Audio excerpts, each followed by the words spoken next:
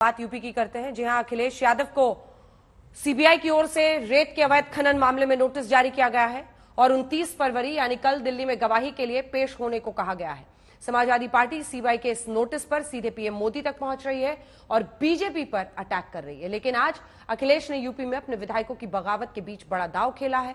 राज्यसभा चुनाव में झटका खाने के बाद एसपी फिर से आजमगढ़ के किले को मजबूत करने में जुट गई है। आज अखिलेश यादव ने बीएसपी नेता शाह आलम उर्फ गुड्डू जमाली को पार्टी में शामिल कराया। ये स्पेशल रिपोर्ट देखिए।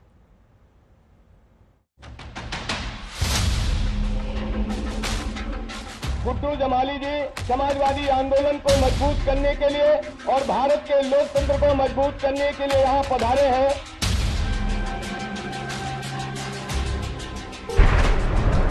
अखिलेश यादव को सीबीआई का नोटिस क्यों आया? पहले राज्यसभा चुनाव में खेला, फिर सीबीआई नोटिस।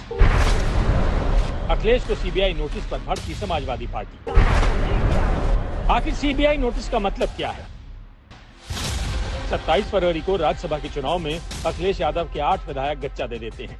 7 विधायकों ने एनडीए के पक्ष में क्रॉस वोटिंग की तो एसपी की एक विधायक महाराजी देवी वोट ही डालने नहीं पहुंची। अभी समाजवादी पार्टी इन 7 विधायकों की बगावत पर उबल रही थी कि अखिलेश को सीबीआई का नोटिस आ गया और समाजवादी पार्टी के नेताओं ने सीधे पीएम मोदी पर चढ़ाई शुरू कर दी। ये संबंध बताता है माननीय अखिलेश यादव जी से बीजेपी डरी हुई है और प्रधानमंत्री जी डरे हुए हैं अपनी कुर्सी को लेकर, कुर्सी बचाने के लिए। लेकिन माननीय अखिलेश यादव जी ने भी नोटिस भेजा है कि देश में नया प्रधानमंत्री लाएंगे। इसलिए उनको प्रधानमंत्री जी को, जो प्रधानमंत्री जी हैं, वो डर रहे हैं। संवैधानिक संस्था है सीबीआई को राह चलती संस्था तो है नहीं और भारतीय जनता पार्टी के राष्ट्रीय अध्यक्ष जेपी नड्डा जी ने उसका गठन नहीं किया है। ये एक जांच का विषय है और सीबीआई देश की एक बड़ी जांच एजेंसी है, विश्वसनीय जांच एजेंसी है और वो जांच कर रही होगी। आपको बता दें कि अखिलेश यादव को सीबीआई ने रेत के अवैध खनन मामले में नोटिस जारी किया है, जिसके तहत उन्हें 29 फरवरी को दिल्ली में सीबीआई के सामने गवाही के लिए पेश होना होगा। अखिलेश यादव को जनवरी 2019 में दर्ज की गई सीबीआई की उस एफआईआर के संबंध में तलब किया गया है जो हमीरपुर में 2012 से 2016 के बीच कथित अवैध खनन से संबंधित है, जब अखिलेश यादव यूपी के मुख्यमंत्री थे। भारतीय जनता पार्टी एक नरेंडर सरेंडर अलायंस बना करके, जिसमें वो लोग जो नरेंडर जी के सामने सरेंडर कर दें, सीबीआई के चलते, ईडी के चलते, आईटी के चलते, गुंडागर्दी के चलते, किसी और डर के चलते, किसी लालच के चलते, उन लोगों को जोड़ करके चाहते हैं कि इस देश के लोकतंत्र को ध्वस्त करके इस नरेंडर सरेंडर अलायंस के माध्यम से वो लोग 400 तक पहुंच जाएं। यूपी में समाजवादी पार्टी के लिए ये एक के बाद एक डबल झटका है। सामने लोकसभा चुनाव है और अखिलेश यादव की पार्टी में राज्यसभा चुनाव के दौरान भी बड़ी फूट नजर आई है। लेकिन अखिलेश यादव कह रहे हैं कि बीजेपी घबराई हुई है, इसीलिए अब वो पार्टियों को तोड़ने में जुट गई है। पीडीए परिवार बढ़ता चला जाएगा, इसी की घबराहट है कि भारतीय जनता पार्टी को पार्टियों को तोड़ना पड़ रहा है और भारतीय जनता पार्टी को एक अपना गुट अलग बना देना चाहिए। भाजपा सिद्धांतहीन, भाजपा को अपना एक अलग दल, सहयोगी दल या गुट बना करके तैयार करना चाहिए कि जो भाजपा सिद्धांतहीन है उनको लेंगे। समाजवादी पार्टी अब एक डूबता हुआ जहाज है और डूबते हुए जहाज पर लोग जो हैं वो उतर उतर के लोग भागते हैं, वो स्थिति है उनकी। किसी भी हालत में समाजवादी पार्टी के नेता से अपनी पार्टी संभल नहीं रही। उन्हें अपना दूसरे को ऊपर आरोप लगाने से पहले अपना घर संभालना चाहिए।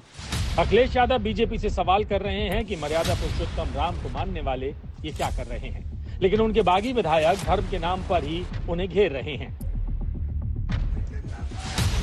जाने वाले को कोई नहीं रोक सकता और आपको तो ये सवाल मुझसे नहीं पूछना चाहिए, ये सवाल भारतीय जनता पार्टी से पूछना चाहिए जो मर्यादा पुरुषोत्तम राम से क्या सीख रहे हैं। उनकी मर्यादा कहां है? आपको मंत्री बनाएंगे, आपको कुछ और बढ़ा दे देंगे। अभी एक पत्रकार साथी कह रहे थे किसी को लोकसभा दे देंगे। तो अभी तो वादे किए हैं, वादे कब पूरे होंगे? और जब वादे पूरे नहीं होंगे तो बीजेपी कैसे रोक पाएगी उन सबको? जहां पर किसी जात धर्म के लोगों को लगातार अपमान किया जाए, ये अधिकार भी किसी को नहीं था। लेकिन जिस तरीके से समाजवादी पार्टी में भगवान राम को लेकर के, हिंदू देवी देवताओं को लेकर के, अन्य धार्मिक स्थलों को लेकर के जिस तरीके से गंदी टीका टिप्पणी की जा रही थी, ये किसी दल में होना भी नहीं चाहिए और कम से कम मनोज पांडे को ये बर्दाश्त नहीं था। अंतरात्मा से आपको ये बताना चाहिए कि क्या पैकेज मिला तो समाजवादी पार्टी को छोड़ के चले गए। तो पैकेज बता ही नहीं पा रहे हैं। कोई अभी पैकेज बता रहा था कि लोकसभा रायबरेली मिलेगी, तो अभी नहीं, अभी जब चुनाव हो जाएगा उस समय पता लगेगा कि किसको पैकेज मिला है कि कोई खाली हाथ लौटा है। बीजेपी यूपी में 80 की 80 सीटें जीतने के लिए पूरी ताकत झोंक रही है। ऐसे में अखिलेश ने भी आजमगढ़ में एक नया दांव चला है। जी हां, उन्होंने बीएसपी के नेता शाह आलम उर्फ गुड्डू जमाली को अपनी पार्टी में शामिल किया है और पीडीए का कुनबा बढ़ाने का दावा किया है। बिल्कुल ऑनेस्टली कह रहा हूँ, कोई नाराजगी नहीं थी, वहाँ भी मुझे बहुत इज्जत मिली थी। लेकिन आज मुझे ये वक्त की जरूरत लग रही थी, हम लोग पीडीओ को मजबूत करना चाहते हैं। गुड्डू जमाली आजमगढ़ के मुबारकपुर के निवासी हैं। जमाली आजमगढ़ के बड़े बिजनेसमैन हैं। 2022 के उपचुनाव में गुड्डू जमाली ने बीएसपी के टिकट पर उपचुनाव लड़ा था और धर्मेंद्र यादव का पूरा गणित बिगाड़ दिया था। आजमगढ़ सीट से अखिलेश यादव 2019 में सांसद चुने गए थे, लेकिन उन्होंने इस्तीफा दे दिया था। इसके बाद यहां 2022 में उपचुनाव हुए थे, जिसमें बीजेपी से निरहुआ, एसपी से धर्मेंद्र यादव और बीएसपी से गुड्डू जमाली चुनावी मैदान में थे। धर्मेंद्र यादव को बीजेपी के निरहुआ ने हराया था।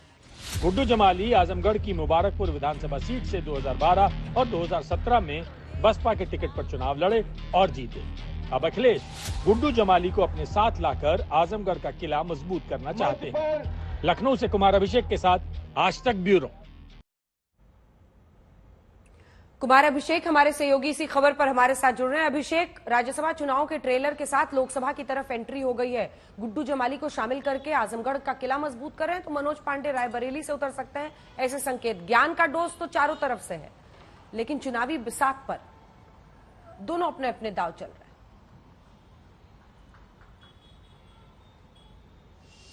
बिल्कुल अंजना, बिल्कुल साफ है कि जिस तरीके से समाजवादी पार्टी के विधायकों ने एक तरीके का क्रॉस वोटिंग की, बगावत की, ये 2024 के एक ट्रेलर को दिखाने की कोशिश है। जिन लोगों ने बगावत की उन लोगों ने राम के नाम को आगे किया है कि भगवान राम के नाम पर जिस तरह की बातें हुई हैं उसे वो बर्दाश्त नहीं था और इसलिए उन्होंने एक तरीके का बगावत कर दिया।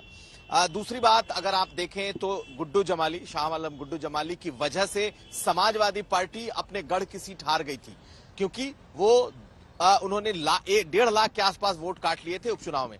इस बार माना यह जा रहा है कि अखिलेश यादव अपने इस गढ़ को पूरी तरीके से मजबूत कर लेना चाहते हैं। देखिए, उन्होंने जो अपना यादव लैंड जिसे कहा जाता है, मैनपुरी, फर्रुखाबाद, फिरोजाबाद, कन्नौज, इन सीटों पर जो उन्होंने अपने कैंडिडेट्स उतारे हैं, उन्हें लगता है कि पहले अपने गढ़ की सीटों पर, यहां तक कि शिवपाल यादव, अगर आप देखें तो डिंपल यादव, सबों के नाम है।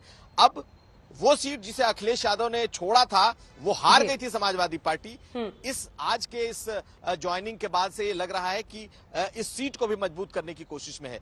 तो एक तरफ विधायकों का कि बगावत को हवा नहीं देना चाहते अखिलेश यादव, दूसरी तरफ अपनी पार्टी और अपनी सीट को मजबूत रखना चाहते हैं ताकि इतनी सीटें वो जीत सकें, कम से कम उत्तर प्रदेश में उनका जो एक अपना एक वजूद है वो बना रहे और बढ़ता रहे। बिल्कुल, धन्यवाद आपका इस तमाम जानकारी के लिए।